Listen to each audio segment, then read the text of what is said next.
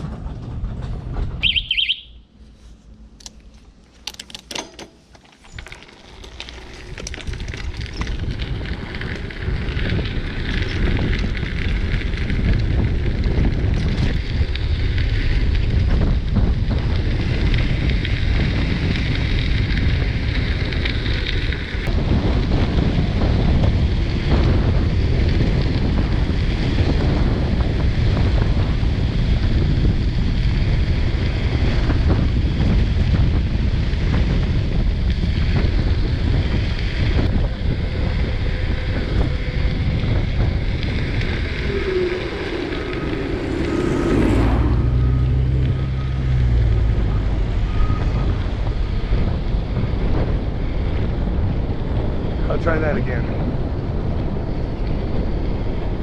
Good morning, Pittsburgh and universe. This is JC on a bike. My name is JC and this is Journal Club on a Bike Morning Report. The JC on a Bike Morning Report is a new thing on my channel. I wasn't really utilizing my morning ride, and I wanted to start sharing my morning rides with you because I do talk to myself while I'm here. I do argue with cars on my way to work. And a lot of times those arguments are what frame the discussion in my afternoon ride. And today in the morning I want to discuss the social media and mainstream media reaction to a preprint article that was released, I think, late last week, but has slowly but surely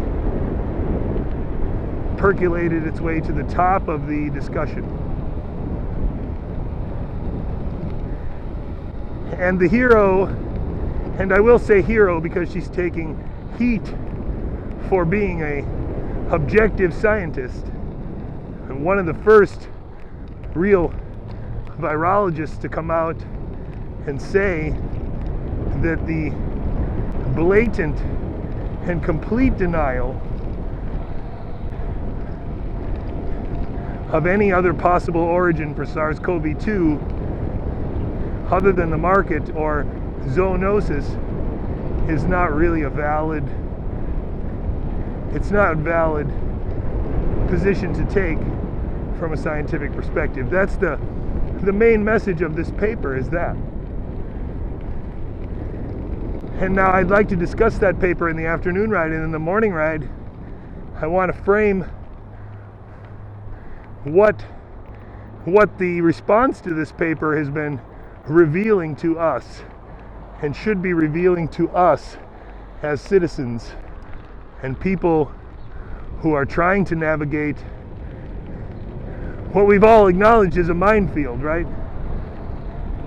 Nobody's going to sit here and argue that the truth is being given away for free on Twitter, or the learning of the truth is being facilitated by any of these social media platforms. The only thing that's being facilitated on these social media platforms is you staying on those platforms longer so that they can run more ads past your eyeballs, right? So if YouTube finds a video that's about squirrels that gets everybody to watch that video about squirrels, they're going to show it to you.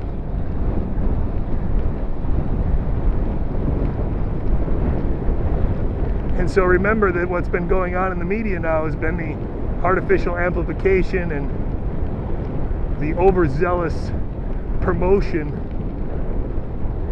of SARS-CoV-2 virus as a definite 100% sure zoonosis.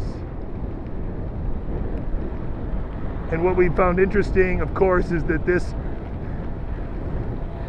sort of screaming from the rooftops started way before the pandemic became a pandemic. They already started screaming that when the pneumonia started, right? Don't blame Sheng Li Shi, sorry. She works with Peter Daszak. And Peter Daszak is a great guy. He helps many labs around the world coordinate their grant writing so that he can grift off the top of multi-lab grants that would never be granted to the labs themselves, but instead are granted to the EcoHealth Alliance, who then distributes our NIH money. You see, this is a story here that they're also not going to talk about in the media. But this here is also, to a large extent, shady. There is really no reason for the NIH to have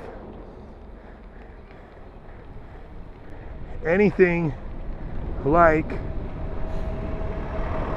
there is no reason for the NIH to have anything like an organization that distributes its money. That's what the NIH does. That's what the NIH review boards do. When I apply for an R01 grant for my future, I'm applying to a board of trusted scientists who have been reviewing grants for years, and reviewing grants under closed doors, but in front of their peers. So the unfair distribution of funds by the NIH would be very difficult in light of the fact that all of these reviewers have a vested interest in remaining objective, so that one, they can stay part of the review process, but number two, so that they themselves can preserve the process of objectively, reviewing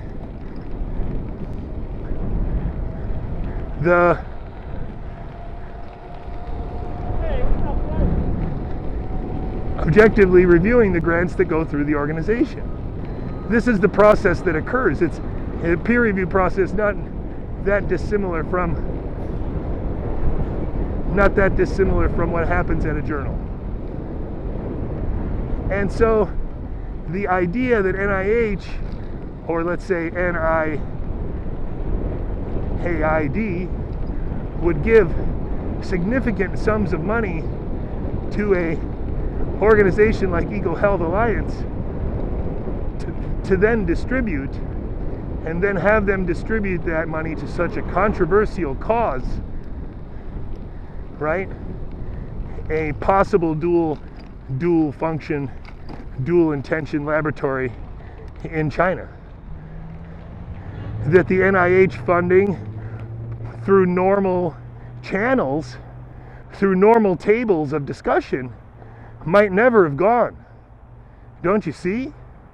That's why we need to put EcoHealth Alliance under a microscope right now.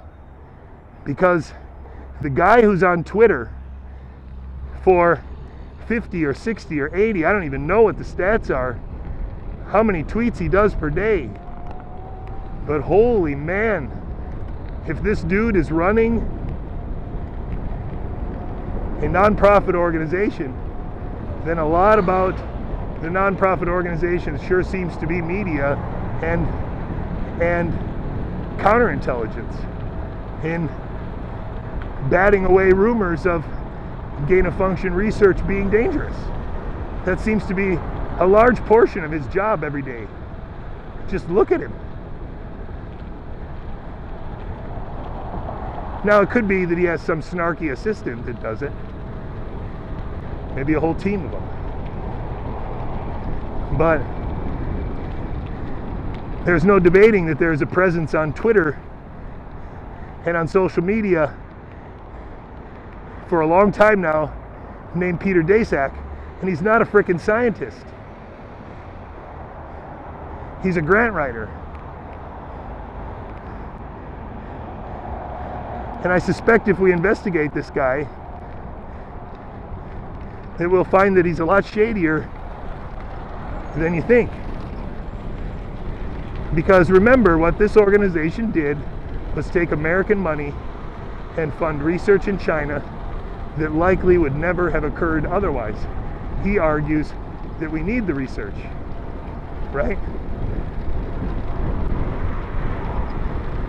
But I just had a major leak in my house this morning, and that's why I'm late. And when this major leak occurred, I mean, the ceiling of the basement was completely flooded, okay? So you start to try and figure out how the hell could this happen? Like, man, that's a disaster, right? Have to replace the ceiling, maybe a pipe came loose, what happened? So we diagnosed the situation, and my original thought was, you know, crazy amounts of damage, crazy amounts of plumbing problem. You know, plumbers are expensive. Who the hell are we going to call for this? And so this metaphor started to form in my head of the pandemic and how everybody was yelling and screaming about, oh my gosh, like before the pandemic. Peter Daszak claims to be screaming and yelling about how we need to go look for more viruses, because if we don't, we won't have time to develop the tools necessary to fight those viruses, right?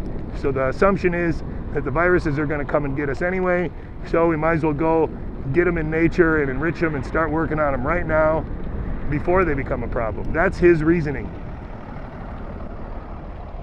And yet in these same threads lately now, he's, you know, tweeting all day long about how, no, there were no viruses in those labs. There were no isolates. They were just sequences. He's playing on our you know, ignorance, right? The average person just sees that denial and says, see, you guys are conspiracy theorists. But no, man, no. Don't let him get you. This is the most biased, maybe the most biased voice on gain-of-function virus research that there is on the planet right now. There may be no more biased opinion than his, okay? So just the idea that we're debating it with him is absurd. And that's the reason why Alina Chan is so amazing.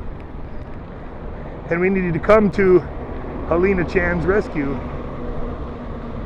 because she's being attacked in the media and on Twitter and everywhere that she's present about why she would publish such a paper. Why would you put out this data, right? Information.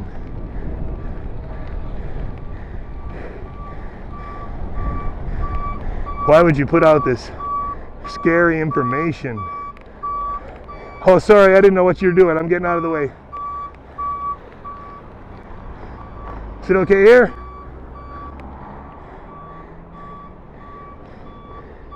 So they're mad at Alina Chan because she published a paper, a preprint, which tried to do an evolutionary analysis of SARS-CoV-2, because as you've seen, we had the software ready to go so that you would have convenient at your fingertips the ever-changing and evolving genome of SARS-CoV-2 while you're at home for your enjoyment. Watch the virus spread across the earth. Let our cartoon graphs brainwash you into thinking that you know what's going on. That's all that crap is. Same with the Johns Hopkins website. I find it almost preposterous that they decided to develop that website and roll it out last year at Event 201. And then about 4 months later, well, lo and behold, we see we needed this website. Well, lucky we had it. It's lucky it's ready to go. We all know how to use it and read it. More importantly, we know how to talk about it because we practiced already in October. The rehearsals before the theater, before the opening night are always so funny because they're so obvious. And then everybody says it's coincidence. And I would say that there's no real coincidences in real politics. In the real running of the world, there are very little coincidences.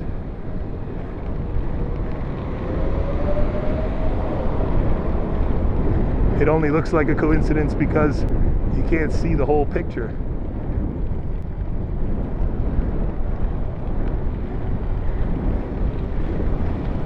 And so Alina Chan, her paper does an evolutionary analysis of SARS, the original, which was a zoonosis, which came out of nature, and this is the point of the paper, it came out of nature imperfect. Let that sink in. It came out of nature imperfect. And there's a Baric paper, a Ralph Baric paper, Shang-Shi paper, that takes coronaviruses from a civet. Civet has a very highly homologous, but not perfectly homologous, ACE2 receptor to humans. And so what they did was they took this civet virus and they enriched it in a cell culture background, or maybe it was a mouse line. I don't remember. I'll show it on the screen and correct it in the text. But they enriched this civet spike protein and changed it so that it would infect, use the human ACE2 receptor, and then they looked at its affinity for the civet ACE2 receptor after it had adapted to the human ACE2 receptor. And interestingly enough, they find, and that's the conclusion of this paper, that zoonosis is kind of a one-way street. Zoonosis in nature is a one-way street. So you lose specificity for the source animal as you gain specificity for the new updated host, the target animal. So if you just hypothetically say that SARS came from bats, which they think now, the original SARS, then as it crossed over, Alina is showing us evidence of the genome not being perfect. And so as a result, when it crossed over into humans, there was a lot of pressure on it to change, to adapt to its new host. And so then you see the changes in the spike protein as a result, because nature selects for better infectious viruses, right? So in your body, as SARS replicates, it makes mistakes, and if some of these mistakes end up to be fortuitously advantageous, then those viruses might end up being more successful with you in your own body, and then when you cough on the next person, then that virus has evolved just a bit to be a bit better. So that's how viruses work. And what Alina shows is that happens in a very expected manner in this zoonosis. You got to watch out for those people, because that's the easiest way to get killed riding a bike, is crossing the street on a yellow because you want to get ahead of the cars behind you, and then not realizing how many people will blow through a full-on red at like 40 miles an hour in Pittsburgh, especially during coronavirus. So, got to watch out for that. So the point is that just like the paper from Baric's lab, where they did it in a laboratory, look at this fool.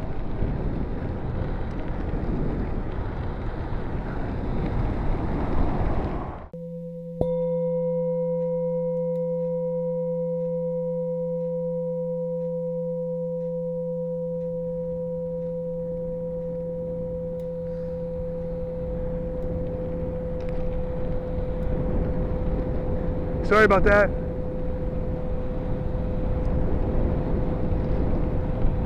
Come on, dude.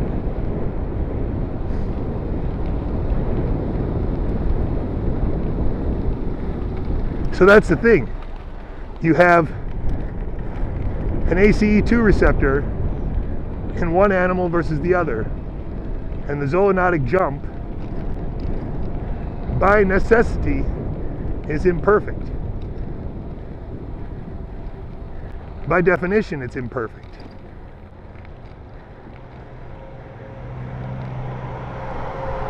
And so there should be a point where early in the zoonosis, you can go looking for a sequence in the wild and still find it. And that sequence should be very closely related to this virus. And so they're going to make an argument now that all we have to do is go in the wild, but you defunded us. That was one of his many tweets. And that doesn't really make any sense, because that's not the argument. He wants to go get more viruses for us. He wants to collect and purify more viruses. See, another red light runner. So that's the point, right? That's the point.